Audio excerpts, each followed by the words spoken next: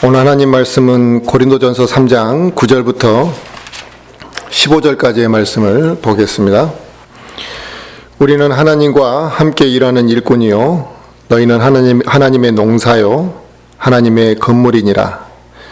내게 주어진 하나님의 은혜에 따라 내가 지혜로운 주 건축자로서 기초를 놓았고 다른 사람이 그 위에 세우되 저마다 어떻게 그 위에 세울지 주의할지니라. 아무도 이미 놓은 기초 외에 능히 다른 기초를 놓을 수 없나니 이 기초는 곧 예수 그리스도시니라. 그런데 만일 어떤 사람이 이 기초 위에 금이나 은이나 보석이나 나무나 건초나 집을 세우면 각 사람의 일이 드러나리라. 그날이 그것을 밝히 드러내리니 이는 그것이 불에 의해 드러나고 그 불이 각 사람의 일이 어떤 종류인지 그것을 시험할 것이기 때문이라. 어떤 사람이 그 기초 위에 세운 일이 남아있으면 그는 보상을 받고 어떤 사람의 일이 불타면 그는 보상의 손실을 당하리라. 그러나 그 자신은 구원을 받되 불에 의해 받는 것 같이 받으리라. 아멘. 오늘 하나님 말씀 주제는 기초부터 바르게 하자라는 주제로 말씀을 전하려고 합니다. 옛날 우리 속담에도 보면 될성 싶은 나무는 떡잎부터 알아본다 이런 말이 있습니다. 이런 속담이 있는데 이건 우리가 다 알다시피 무엇인가 될 만한 사람은 어렸을 때부터 좀 다르다라는 의미로 그 속담을 사용합니다. 그래서 이 속담처럼 어떤 일에 있어서도 시작을 보면 그 나중을 우리가 짐작할 수 있는 경우들이 많이 있습니다. 그래서 사람들은 처음을 유심히 이렇게 보는 경우가 매우 많습니다. 처음 그 사람이 어떻게 반응하느냐가 매우 중요한 것이죠. 그래서 심지어 이 드라마를 보는 사람들도 드라마의 도입 부분이 얼마나 흥미를 끄느냐에 따라서 이제 그 드라마가 내가 재미있겠다 없겠다 이렇게 판단하고 사람들이 이제 몰입하게 되는 것이죠. 첫 인상도 마찬가지죠. 첫 인상이 좋으면 사람이 그 사람에게 더 마음을 열게 되어 있는 것입니다. 이러한 것처럼 다 여론조사도 마찬가지입니다. 단 1%, 또 0. 몇 %를 사람을 취합해서 처음 그 사람들의 반응을 가지고 여론을 추이해 가는 것도 마찬가지죠. 이처럼 처음 시작 부분이 사람의 마음을 사로잡고 결정을 짓는 데 많은 영향을 미친다라는 것입니다. 이처럼 우리의 삶에 있어서도 처음 시작이 크게 영향을 미치는 것들이 의외로 많습니다. 운동선수들 같은 경우에 단거리 선수들은 이 스타트 연습 하나만도 굉장히 오랜 시간을 연습합니다. 처음 스타트가 그들에게는 매우 중요한 것이죠. 또 점수가 많이 나지 않는 경기에서는 경기의 선취점을 누가 먼저 얻느냐에 따라서 그 경기의 흐름이 좌지우지되는 경우들도 많습니다. 공부에 있어서도 많은 경우가 초등학교에서 중학교로 이어지는 이 기초학문을 어떻게 학습했느냐에 따라서 고등학교, 대학교의 성적이 달라지는 경우들을 우리는 충분히 볼 수 있습니다. 이처럼 처음을 어떻게 시작했느냐, 또 기초를 어떻게 다졌느냐에 따라서 그 나중에 큰 영향을 미치는구나라는 걸 우리가 익히 알고 있고, 또 그런 그 처음 시작이 어땠느냐에 따라서 오랜 나중에 그 오랜 과정을 형성해 가는 데 있어서 많은 영향을 미치게 된다는 것을 알고 있습니다. 우리가 건물을 높게 지으려고 한다면 일반적으로 낮은 건물을 지을 때보다 기초를 더 깊이 파야 되는 것은 당연한 것이죠. 또 일반적으로 낮은 건물보다 더 재료를 튼튼하게 강한 재료를 써야 되는 것은 당연한 것입니다. 그래서 강한 재료와 더 깊게 파서 더 기초가 튼튼해야지만 더 높이 올라갈 수 있는 것이죠. 과거에 우리나라의 건물들이 이렇게 무너지는 사례들이 많았습니다. 지금도 지진에 의해서 무너지는 경우들이 있습니다만 과거에는 어이없이 무너졌던 성수대교도 있었고 삼풍백화점도 있었고 많은 그런 일들이 있었습니다. 근데 그 외에도 건물이 부실하게 이렇게 건물이 무너지는 경우들이 있었는데 대부분이 뭐였냐면 기초가 부실했던 것이 다 원인이었던 것이죠. 이처럼 기초는 그 건물의 수명을 좌우하고 그 건물의 높이를 얼마나 세울 수 있는지를 또 결정하게 되고 건물의 모양까지도 결정하게 되는 것이 건물의 기초입니다. 이처럼 기초는 매우 중요하고 또 이 건물에 뿐만 아니라 공부에 있어서도 엄청난 영향을 미치는 것이죠. 운동에 있어서도 마찬가지입니다. 그래서 우리의 믿음의 생활에서도 이것들이 그대로 나타난다는 것입니다. 영적 생활을 정상적으로 하지 못하는 그리스도인들의 많은 부분은 뭐냐면 기초가 형성이 잘못된 거죠. 우리 그리스도인의 영적 성장은 하루아침에 이루어지는 것이 절대 아닙니다. 그런데 사람들은 구원받고 나서 자기들이 감격과 기쁨을 누리면 영적으로 금방 성장한 줄 아는 경우들이 많습니다. 어떻게 보면 학문보다도 또 운동보다도 더 오랜 시간 기초를 다져야 되는 것이 이 영적 생활입니다. 그래서 예수 그리스도를 믿고 구원받았다고 할지라도 모든 사람들이 인격적으로 이렇게 변화가 이루어지는 것은 아닙니다. 한 사람이 구원받고 난 다음에 그리스도인다운 삶을 살고 또 주님의 향기를 풍기고 또 성숙한 그리스도인으로 나타나기까지는 오랜 시간이 걸리는데 인내의 훈련도 필요하고 또 노력도 필요하고 또 성경적인 지식이 정확하게 쌓이는 것도 필요합니다. 어떤 사람이 대부분의 그리스도인들이 그런 경우들이 있을 겁니다만 예수님을 영접했을 때 그 기쁨, 그 순간의 감사, 기쁨은 엄청나게 큰 기쁨을 경험하게 됩니다. 그래서 어떤 사람은 구원받는 그 순간의 날짜와 시간을 정확하게 기억하고 있는 사람도 있고 또 그 구원받았던 기쁨을 머릿속에서 사라지지 아니하고 언제나 그렇게 똑같은 기쁨과 감정으로 말할 수 있는 사람도 있습니다. 하지만 그 사람이 자신의 육신적인 삶을 버리지 아니하고 과거의 잘못된 삶을 버리지 아니하고 성령의 인도하심을 받지 않고 살아간다면 그 사람을 그렇게 기쁘게 만들었던 구원의 기쁨도 또 주님이 주셨던 그 평안도 점점 또는 한순간에 이렇게 사라져버리게 된다는 것입니다. 그렇게 되면 영적인 성장이 이루어지지 않게 되는 것이죠. 그러니까 구원받았을 때 딱 그 순간에서 더 성장하지 않고 정체되게 되어 있는 것이라 이겁니다. 요즘 교회에 나가는 사람들이 제일 원하는 것은 무엇이냐? 하나님으로부터 복받는 걸 원합니다. 복받는 걸 굉장히 좋아합니다. 우리나라 사람들이. 그래서 은사주의 목사들이 있잖아요.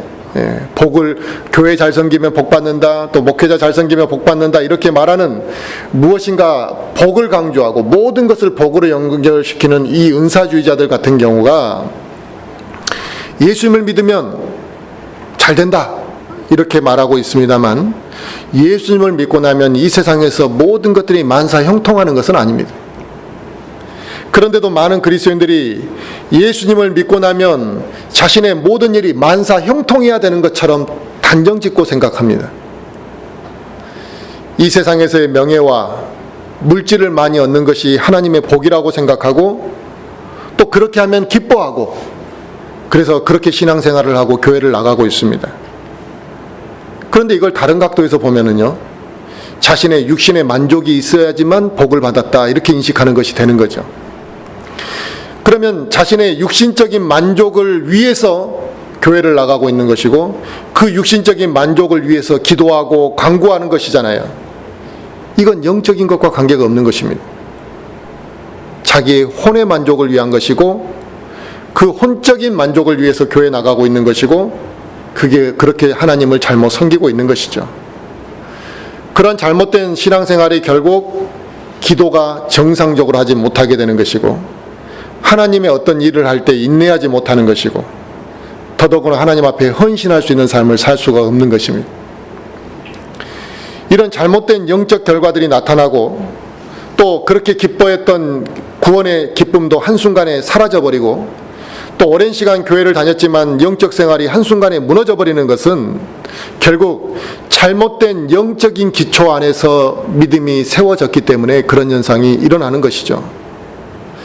잘못된 영적인 자세와 이 영적인 기초가 바르게 세워지지 않음으로 인해 어느 날은 은혜를 많이 받았다고 할지라도 또 우리가 책을 많이 읽고 성경 지식을 많이 쌓았다 할지라도 그 은혜를 지속해 가지 못하더라는 것입니다. 결국 좋은 열매를 맺지 못한다는 것입니다. 영적으로 기초를 바르게 세우지 못한 그리스도인들은 튼튼한 영적인 건물을 세울 수 없기 때문에 그런 현상이 나타나고 있다는 것이죠.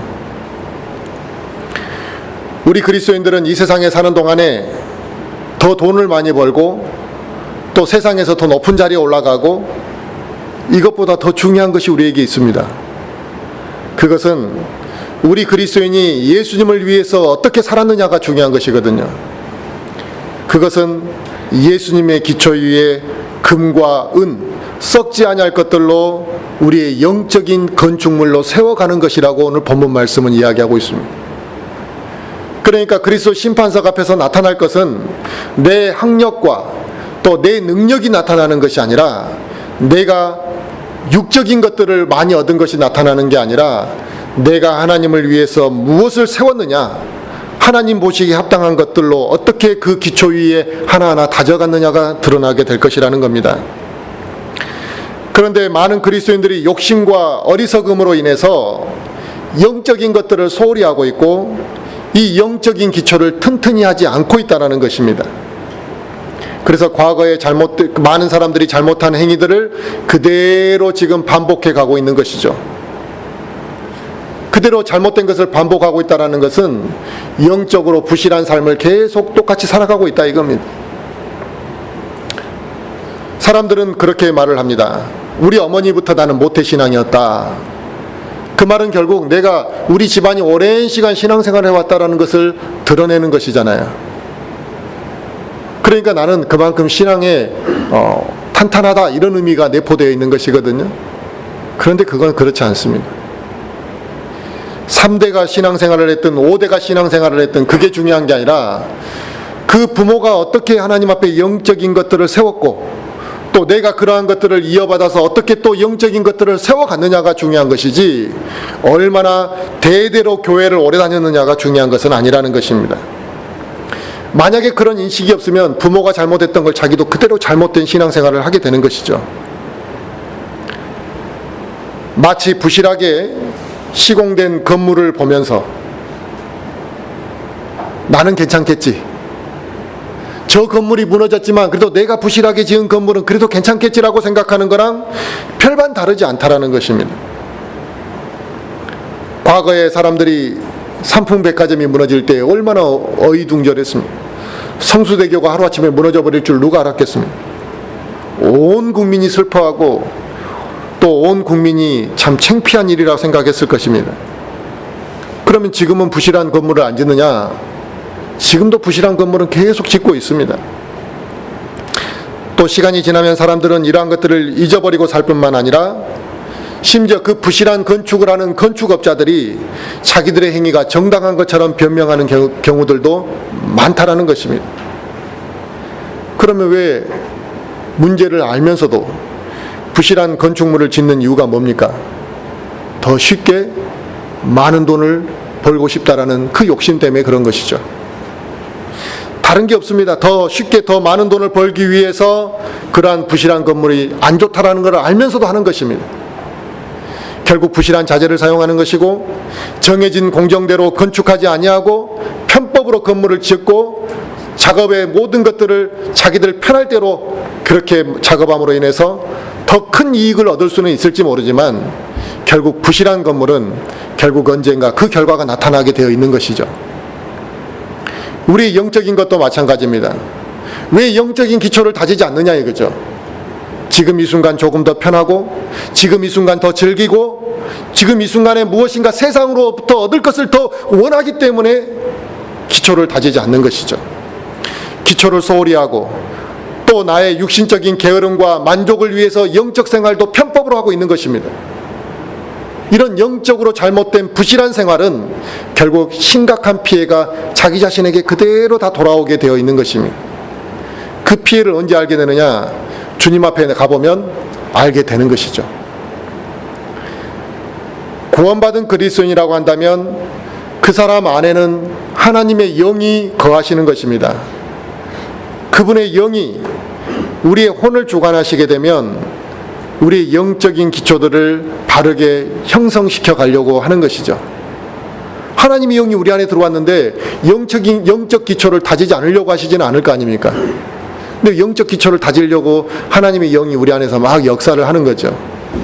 그런데 그동안 내 멋대로 살아왔던 혼이 그렇게 안 하려고 한다는 것이에요.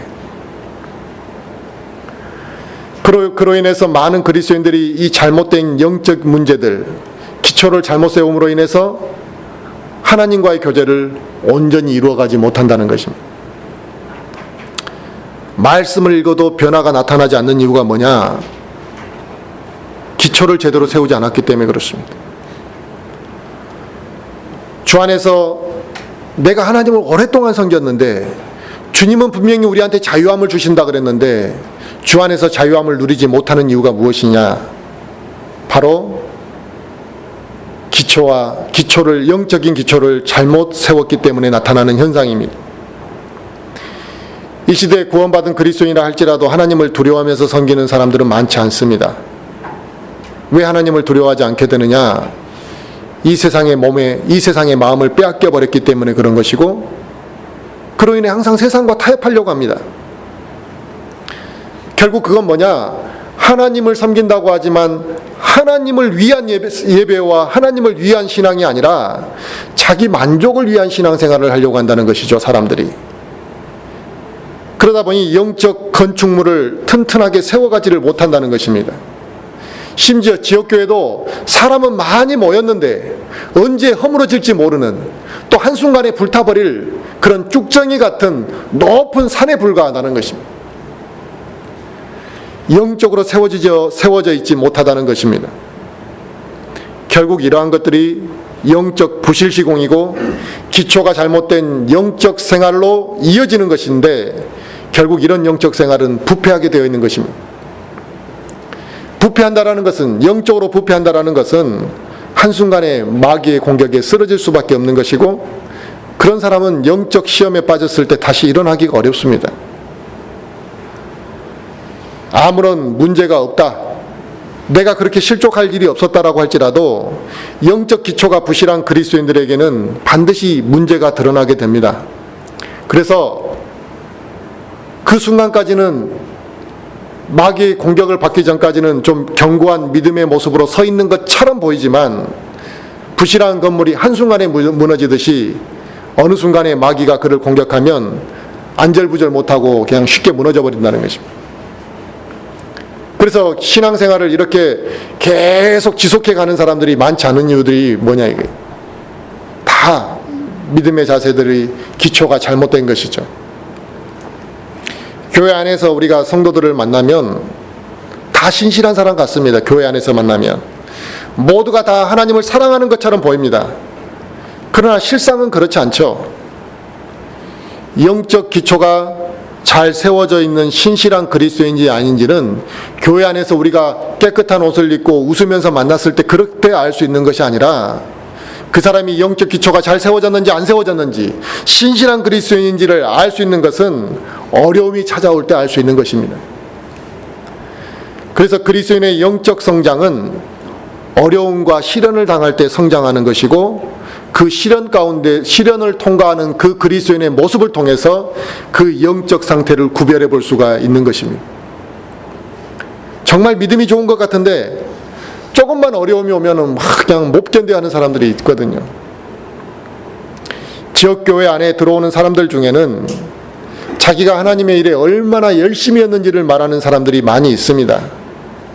또 내가 지역교회에 들어오면은 하나님 앞에 잘해볼 것 같고 교회를 섬길 것처럼 말하는 사람들이 있습니다만, 그들 중에는 아주 작은 상처 하나도 이겨내지 못하는 사람들, 조금만 자기가 손해를 보면 교회를 등지고 돌아서 버리는 사람들, 세상을 사랑해서 믿음의 길에서 너무나 쉽게 떠나버리는 사람들이 무수히 많다라는 것입니다.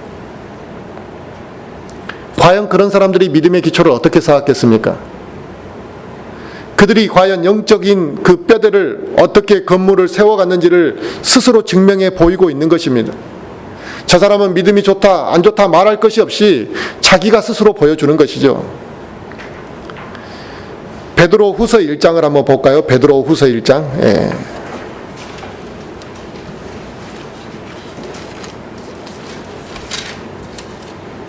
베드로후서 1장 5절부터 보시면은요, 5절부터 7절까지를 한번 보겠습니다.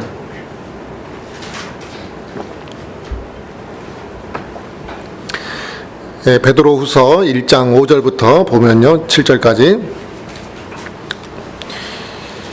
이것과 더불어 열심을 다하여 너희 믿음의 덕을, 덕의 지식을, 지식의 절제를, 절제의 인내를, 인내의 경건을, 경건의 형제 친절을, 형제 친절의 사랑을 더하라 그랬습니다. 아멘. 이걸 잘 살펴야 되는데요. 그냥 교회 나오면 이런 것들을 쭉 우리가 좀 해야 된다, 지금 그런 식으로 말한 게 아니라 단계를 이야기한 겁니다. 그러니까 순서가 있다라는 거예요. 처음에 너희가 믿음을 믿고 구원받았으면 그 다음에 뭘 하라는 거냐면 덕을 쌓아라 이거예요. 그리고 그 덕이 쌓인 상태에서 성경적인 지식들을 쌓으라는 것이죠. 그 다음에 그 성경적인 지식이 쌓여져 있을 때 절제 훈련을 하라는 것입니다. 그러니까 지식도 없는 사람들이 절제를 할 수가 없는 거예요, 사실은요. 그 다음에 이 절제를 잘한 사람들이 뭐예요? 여러 가지 이제 시련 가운데 인내를 경험하고 또 많은 것들을 이겨낼 수 있겠죠. 그래서 그 인내 훈련까지 된 사람들이 말 그대로 경건의 이제 훈련을 하는 것입니다. 그리고 그 경건의 훈련이 된 사람들이 형제를 사랑할 수가 있는 것이에요. 근데 다들 뭐라 그러냐면 교회는 형제를 사랑해야 된다고. 지금 덕도 안 쌓여졌고 성경적인 기초도 없고 아무것도 안 됐는데 제일 높은 경지에 있는 형제 사랑을 하라고 막 주장한다는 것이에요. 그리고 우리가 그걸 다 물론 해야 되는 것이죠. 근데 왜 그걸 안 하냐고, 여기는 형제 사랑이 없다고 막 이런 이야기를 하는 사람들을 보게 됩니다. 분명히 믿음의 덕부터 쌓아라 그랬습니다. 이 덕이라는 게 뭡니까? 우리가 인간적인 최소한의 예의, 그 다음에 인격적인 어느 정도의 수준을 이야기하는 거 아니겠습니까? 인격도 안 된 사람이 성경 지식을 쌓았을 때 어떻게 되냐면 교만해져 버리기 때문에 그렇습니다. 좀 알면 무시하고, 또 내가 좀 알았다고 뭐 좀 자기가 대단한 줄 착각하고 있고. 그러니까 지식이 들어가면 사람은 반드시 판단하게 되어 있는 것이거든요. 그래서 이 믿음의 덕을 충분히 쌓고 그 다음에 지식을 쌓은 다음에 교만해지지 않기 위해서는 절제를 하라는 것입니다.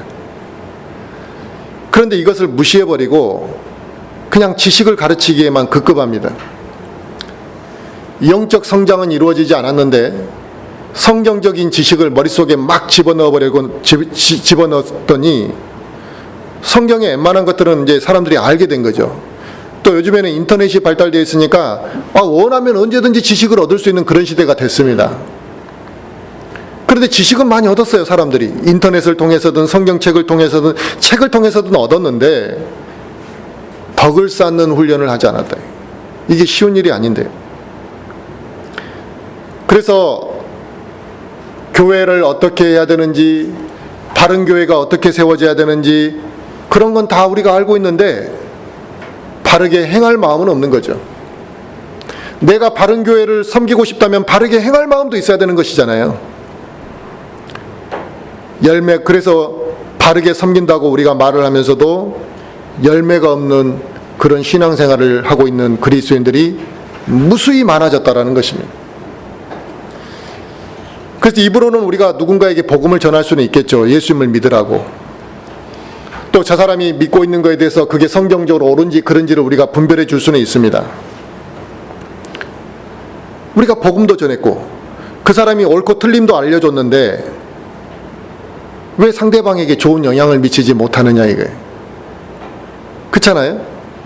누군가가 나한테 복음을 전해가지고 내가 예수를 믿어도 내가 그 사람하고 관계가 좋아질 것 같고, 또 내가 잘못된 걸 알려주면 그 사람이 막 나에게 잘못된 걸 알려준 것에 대한 고마움이 우리에게 있어야 되는데, 물론 상대방에게 문제도 있겠지만 우리가 그 사람에게 좋은 영향을 미치지 못했기 때문에 그렇습니다.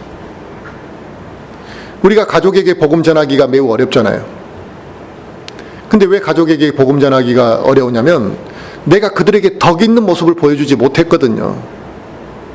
그러니까 복음을 전했는데 긍정적으로 반응하는 게 아니라 부정적인 것들이 확 다 나타나 버리는 거예요. 그러면 사람들은 자기의 덕을 쌓지 못했던 것을 후회하고 그걸 더 쌓으려고 하는 게 아니라 저 사람이 복음을 받아들이지 않는다고 막 분개한다는 것입니다. 베드로가 말했던 것처럼 기초가 단계 쌓여야만 합니다. 이 기초를 순서대로 쌓지 않고 건너뛰게 되면 영적인 것들은 절대로 높이 쌓아질 수도 없고 강건하게 세워질 수도 없습니다. 하지만 우리가 지식의 절제의 인내의 경건의 형제 우애라는 그 단위까지 우리가 올라가게 된다면 이 타락하고 배교한 세상에서 우리가 수많은 시험을 당하고 유혹을 당할지라도 우리가 세워온 영적인 뼈대들이 흔들릴 이유는 없는 것입니다. 우리 모두가 다 언젠가는 주님 앞에 다 나아갈 것이고 그분 앞에 반드시 서게 될 텐데 우리가 주님 앞에 자랑스럽게 저의 것을 판단해 주십시오라고 내놓을 수 있는 게 무엇이냐 이겁니다. 세상에서 내가 명예를 얻었던 것을 하나님 앞에 자랑스럽게 내놓을 것인지, 세상에서 돈을 많이 벌었던 것을 하나님 앞에 자랑스럽게 내놓을 것인지, 내가 무엇을 하나님을 위해서 수고했다라고 자랑스럽게 내놓을 것이냐 이거예요. 내가 성령의 열매가 얼마나 풍성하게 맺었는지를 내놔야 될 거 아니냐 이거죠. 이 세상에 썩어버릴 것들은 기초가 될 수도 없고 뼈대가 될 수도 없습니다. 하지만 영적인 것은 바른 기초가 없이 세워질 수가 없기 때문에, 정상적으로 쌓여져 갈 수 없기 때문에 성경은 이렇게 우리에게 그런 것들을 주의하라고 말씀하시는 겁니다. 이 영적인 기초가 하나하나 정상적으로 쌓여야지만 높은 영적 수준에 이를 수 있고, 그럴 때 비로소 영적인 열매들을 풍성히 맺을 수가 있는 것입니다. 결국 아직 영적인 열매를 맺을 수 있는 단계에 이르지 못한 우리의 믿음의 연약한 모습들이 많다라는 것이죠. 우리 그리스도인은 주님의 몸을 형성하는 사람들입니다. 그래서 주님의 몸을 정상적으로 형성하고 있을 때 이 모습이 하나님의 건물과 같거든요. 그래서 우리가 건물을 세워간다, 짓는다 이렇게 표현하는 거예요, 우리를. 하나님께서는 우리 구원받은 사람 한 사람이 아름다운 그 건축물로 세워져 가기를 원하시는데, 우리가 아름답고 튼튼한 하나님의 건축물로 세워져 가기를 원하신다면 당연히 우리는 생각해야 되는 것이죠. 나는 어떠한 기초 위에 어떻게 세워갈 것인가. 우리가 대학을 들어가면 이제 뭔가 자기가 살아가야 될 방향과 노선이 조금 더 이제 분명하게 이렇게 좀 좁혀져 가고 윤곽이 나타난 거잖아요. 그러면은 다들 고민하는 게 뭘 고민합니까? 내가 앞으로 뭘 해야 되지? 이걸 고민한단 말입니다. 그리고 이제 나이가 점점 들어가면서 자기가 삶을 살아가야 될 방향들이 이렇게 좁혀져 가고 윤곽이 뚜렷해지면 이제 내가 무엇을 어떻게 살아야 되는지를 고민하게 됩니다. 그러면 하나님이 우리에게 원하시는 것은 우리가 아름다운 건물로 세워져 가기를 원하신다라는 것 아니겠습니까? 그러면 우리가 그 기초를 어떻게 세워야 될지를 고민해야 되는 거죠. 하나님이 그걸 원하신다는 걸 알면서도 우리가 그 어떠한 기초 위에 어떠한 믿음을 세울 것인지를 전혀 고민하지 않고 살아간다면 이것은 지금 문제가 심각한 거라는 거죠. 우리가 잘 알고 있는 마태복음 7장에 예수님이 모래 위에 지은 집과 반석 위에 지은 집을 비유로 말씀하셨잖아요.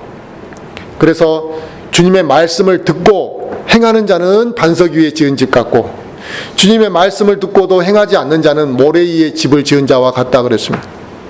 그러니까 우리가 아름다운 건축물, 주의 건축물로 이렇게 세워져 가라고 그랬는데 전혀 말씀을 듣고 반응하지 않는 사람은 지금 모래 위에 그냥 대충 그냥 짓고 살아가는 거죠, 영적인 것을. 이 모래 위에 집을 지은 자는 어리석은 자라고 말씀했고, 그 집은 비가 오고 홍수가 오면은 바람이 불면 무너짐이 심하다 그랬습니다. 하지만 견고한 반석 위에 집을 지은 자는 지혜로운 자라 이랬습니다. 그 이유는 비가 오나 홍수가 오나 바람이 불어도 그러한 집은 무너지지 않을 것이기 때문에 그렇다 그랬습니다. 그렇다면 우리의 영적 건물의 기초는 누가 돼야 되냐 이거예요. 무엇이 돼야 되냐 이거예요. 바로 예수 그리스도가 우리의 모든 것의 기초가 돼야 되는 것입니다. 왜냐하면 구원받지 않은 사람이 영적 건물을 지을 수는 없기 때문에 그렇습니다. 이 세상의 그 어떠한 유명한 목사도, 성경의 유명한 인물도 우리의 반석이 될 수는 없습니다. 사도 바울이 신약교회 시대의 모든 교리를 다 세운 사람이지만 사도 바울이 우리의 기초가 될 수는 없습니다. 오직 예수 그리스도 그분 외에는 그 어떠한 것도 우리의 믿음의 반석이 될 수 있는 존재는 없다 이거죠. 그러면 내가 예수님을 알았고 예수님을 영접했고 구원받았습니다. 내가 죄사함을 받고 용서를 구원받았다면 이제 주님 위에 영적인 것들을 하나하나 쌓아가야 되는데 거기다가 내가 뭘 쌓아야 되지? 이걸 생각해야 된다 이거죠. 내 욕심 덩어리를 하나 딱 올려놓을 수는 없는 것이고 세상에서 헛된 것들을 내가 거기다가 딱 올려놓을 수도 없는 것이라 주님 위에다가. 그러므로 그때 우리가 판단해야 될 것은 내 능력만으로 이 건물을 쌓을 수 있는 것이 아니구나.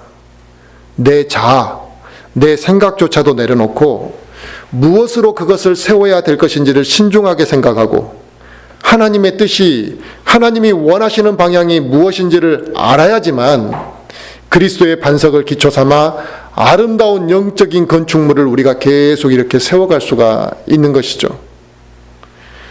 오늘 본문에 건축물의 재료가 나왔는데 금이나 은이나 보석으로 이렇게 말씀을 하셨습니다. 그러니까 우리가 쌓아야 될 것들은 세상에 썩어버리거나 녹슬거나 부패할 것들이 아니라 영원히 지속되는 금, 썩지 아니할 은, 금과 은과 보석으로 세워져야 하는데 이러한 것들이 뭐 어떤 걸 말하는 겁니까? 영원히 지속되는 성령의 열매를 말하는 거죠. 이 성령의 재료들을 통해서 영적 건축물을 쌓아갈 때 주님 앞에 가면 그게 금과 은과 같이 가치를 드러내게 될 것이라는 것입니다. 요한복음 15장 5절에서 주님께서 우리에게 그랬습니다. 나는 포도나무요 너희는 가지니라 그랬습니다. 이 말은 뭘 의미합니까? 예수님을 떠나서는 잠시도 우리가 영양분을 공급받을 수 없는 존재다 이걸 의미하는 거잖아요. 그러면 우리는 오직 예수님을 통해서만 영적인 영양분을 공급받는 존재들입니다. 그러므로 내가 영적인 열매를 맺는다라는 것은 내 능력으로 맺어지는 것이 아니라는 걸 증명하고 있는 거죠. 그런데 예수님을 별개로 하고 내가 무엇인가 노력해서 영적인 열매를 맺어보겠다 하니까 이게 안 맞는 거죠. 우리는 그냥 주님의 가지예요. 그래서 주님으로부터 공급을 받는 것입니다. 예수님을 통해서만 영적인 영양분을 충분히 공급받을 수 있는 것이지 다른 어떠한 방법으로도 아닙니다. 그러므로 내가 스스로 열매를 맺는 것이 아니고 주님과 내가 하나가 될 때 성령님께서 주시는 것들을 내가 공급받아서 이제 성령의 역사가 내 안에서 일어나서 성령의 열매들이 나타나는 이게 포도나무의 줄기와 가지의 관계입니다. 나는 포도나무요 너희는 가지라. 사람이 내 안에 거하고 내가 그 사람 안에 거하면 그 사람은 많은 열매를 맺나니 그랬습니다. 나 없이는 너희가 아무것도 할 수 없다라고 분명히 요한복음 15장에서 말씀하셨습니다. 나 없이는 아무것도 할 수 없다고 분명히 말씀했는데 사람들이 그냥 주님을 배제하고 하려고 하는 것이죠. 그런데 구원을 받은 그리스도인들이 주님으로부터 영적인 것을 공급받으려고 하지 않는다면 어떤 현상이 일어나냐?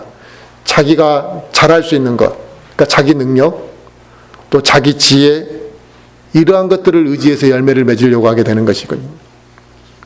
그럼 이것은 정상적인 열매가 아니죠. 하나님이 원하는 열매가 아니란 말입니다. 직장 문제를 위해서 이사 문제도 있고 또 결혼 문제도 있고 삶의 모든 문제에서도 주님이 우리를 인도하시고자 하는 부분이 있겠습니까? 없겠습니까? 그래, 결혼은 네 문제니까 네 혼자 알아서 하고, 먹고 사는 문제는 네 혼자 하는 거니까 네가 혼자 알아서 직장 잘 선택하고, 그렇게 하셨겠습니까? 우리 인생의 중요한 문제잖아요. 결혼 문제, 직장 문제, 또 이사하는 문제, 삶의 여러 가지 문제들. 이 중요한 문제에 주님께서 인도하시고자 하는 방향이 분명히 있을 거라는 겁니다. 왜 주님이 그걸 인도하시고자 하냐? 우리가 그렇게 우리가 중요하게 생각하는 그 세상 일들이 하나님을 섬기는 영적인 일에 영향을 미치기 때문에 그렇습니다. 그런데 이러한 중요한 문제를 결정할 때 하나님이 나에게 허락하신 것에 순종하는 믿음이 필요한데 그냥 자기 마음대로 결정을 해버렸어요. 그게 영적으로 어떤 영향을 미치는지도 모르고. 그러니 나중에 그게 안 좋은 영향을 미칠 때 혼자서 막 괴로워하고 하나님의 뜻에 순종하지 못하는 일이 발생하게 되는 것이죠. 매 순간 모든 일에서 우리는 주님께 아뢰는 습관, 또 하나는 그분의 뜻에 복종하고 순종하는 것이 우리에게 필요합니다. 그렇게 될 때만이 그분께서 공급하시는 것을 우리가 정상적으로 다 받을 수 있게 되는 것이고, 그로 인해 더 많은 풍성한 열매를 맺을 수 있고, 이 줄기와 가지가 지속적으로 갈 수가 있는 것입니다. 그러므로 우리는 이 세상에서 살아가고 있지만 하나님의 건물로서, 이 영적인 건물로서 계속해서 이렇게 세워져 가야 하는 것이죠. 그래서 구원받은 그리스도인은 누구나 예수 그리스도가 반석이 되신 그 기초가 되는 그 기초 위에 무엇인가 우리는 다 세우게 되어 있다 이겁니다. 어떤 사람은 그 위에 금으로, 어떤 사람은 그 위에 은으로 아름답게 이렇게 세워간다는 것입니다. 그런데 어떤 사람은 생명이 없는 나무, 그러니까 트리가 아니라 우드로, 죽어버린 나무로 반석 위에 세우는 사람도 있다고 성경은 말씀하시는 겁니다. 그런데 이게 문제는 무엇인가? 심판이 받는 그날이 분명히 올 텐데, 우리가 그리스도 앞에 서게 되는 그 심판의 날이 올 텐데, 그 심판석에서는 우리가 이 세상의 반석 위에 쌓았던 것들이 무엇인지가 다 드러나게 될 거라는 겁니다. 그래서 우리가 인생을 살아오면서 하나님의 일을 했던 모든 것들이 어떤 형태든 그 형태를 갖추고 모양을 갖추고 건물로서 세워질 텐데, 그것을 불로 이렇게 한번 시험해 보게 되면 예수 그리스도 위에 기초 위에 성령의 재료를 세워진 것들은 그 불을 견디어내더라는 것이죠. 그리고 오히려 그게 아름답게 나타나더라는 것입니다. 금으로 나타나기도 하고 은으로 나타나기도 하고. 하지만 세상의 헛된 재료로 그 반석 위에 건물을 지은 사람들은 한순간에 그게 그냥 사라져버리더라. 건초더미가 불 속을 지나는 순간에 쟤밖에 남을 게 없다라는 건 우리가 잘 알 수 있습니다. 그 사람이 땀을 흘려서 그것을 세웠다 할지라도, 자기가 엄청 높이 쌓았다 할지라도 영적으로 볼 때 그게 건초더미에 불과하다면 이 세상에서 우리는 시간을 낭비한 것이고 잘못된 재료로 건물을 만들었기 때문에 그 어떠한 상급도 그는 하나님으로부터 받을 수 없다라는 것입니다. 그러므로 지금 우리는 예수님의 그 반석 위에, 그 기초 위에 무엇으로 짓고 있는지, 그리고 내가 튼튼하게 건물을 지어가고 있는지를 우리는 점검을 하면서 신앙생활을 해야 된다는 것이죠. 형식적으로 하나님을 섬기고 내가 세속적으로 막 살아가면서 분별 없이 막 살아가 버리고, 그래서 죽은 재료들로 건축물을 대충 이렇게 지어가고 있다면 그리스도의 심판석의 불을 견디지 못하게 될 것이라는 것이고, 게으르고 나태한 믿음의 생활을 지속해온 그리스도인은 이 건초더미와 같은 영적 건물을 지었기 때문에 그리스도의 심판석에서 그 불 앞에서 눈 깜짝할 사이에 자기의 모든 것들이 다 사라져버리게 될 것이라는 겁니다. 우리가 하나님을 믿고 이 영적 생활을 하는 것은 누구에게 보여주고 자랑하기 위함이 아닙니다. 모든 것은 내가 하나님으로부터 어떻게 판단받을 것인가, 이게 중요한 것이거든요. 내가 바른 기초 위에 얼마나 견고하게 건물을 쌓아갔느냐가 중요한 것이지, 누군가가 나를 어떻게 바라봐 주는가, 이게 중요한 게 아니라 이겁니다. 그러므로 우리는 매 순간 내 자신의 믿음의 상태를, 또 영적 상태를 살펴봐야 되는 것이 중요합니다. 아직도 내가 주님의 기초 위에 뭔가 아직도 세우지 못하고 있었거나, 또 금이나 은이 아닌 다른 헛된 것들로 내가 건물에 무엇인가를 세워가고 있었다고 한다면 주저하지 말고 다 무너뜨리고 새로 해야 되는 것이죠. 다시 시작해야 됩니다. 많은 그리스도인들이 영적 건물을 세워가면서도 내가 어떠한 재료로 건물을 세웠는지를 모르고 세워가는 사람들도 있습니다. 그냥 내가 교회 생활 열심히 했으니까 금으로 세웠겠지라고 생각한다는 거예요. 그게 진짜 금인지 아닌지도 판단해 봐야 되는 거 아니겠습니까? 내가 정말 금을 세웠는지 은을 세웠는지 그 재료가 맞는지를 생각해 봐야 됩니다. 단순히 열심히만 한다고 되는 게 아니라 이거예요. 순서를 지켜야 됩니다. 순서를. 단계대로 차곡차곡 기초부터 빨리 지으려고만 하지 말고, 기초를 소홀히 하지 말고, 단계를 건너뛰지 말고 계속 해야 돼. 근데 우리는 단계를 두세 개 건너뛰어 버리려고 하는 거예요. 하지만 영적인 것들이 그렇게 대충 세워지지 않습니다. 오늘 본문 말씀은 우리의 그런 잘못된 자세에 대해서 경고하고 있는 것이고, 바른 기초 위에 건물을 세우지 않는 그리스도인들에 대해서 경고하시는 것입니다. 기초 위에 하나하나 바르게 세워가라는 것이죠. 우리가 신앙생활하는 게 그냥 교회 출석하는 것으로 끝나버린다고 한다면 이 신앙생활이 아무것도 아닙니다, 사실은. 그런데 교회 출석하는 것으로 우리의 신앙이 끝나는 게 아니죠. 우리는 주님을 만나는 그날까지 영적인 건물, 살아있는 건물을 세워가는 것이고, 또 저와 우리 모든 성도들, 이건 성도만이 아니라 저도 마찬가지, 하나님을 바라보고 하나님의 뜻대로 수고하고 땀 흘린다면 그것들이 합당한 건물들로 세워질 것이고, 우리가 주님 앞에 갔을 때 그 보상이 주님으로부터 우리가 분명히 받게 될 것입니다. 그러므로 저와 우리 모든 성도들이 주님을 위해 흘리는 그 수고와 땀, 그 눈물이 헛되다 생각하지 마시고 아름다운 건물을 세워갈 수 있기를 바라겠습니다.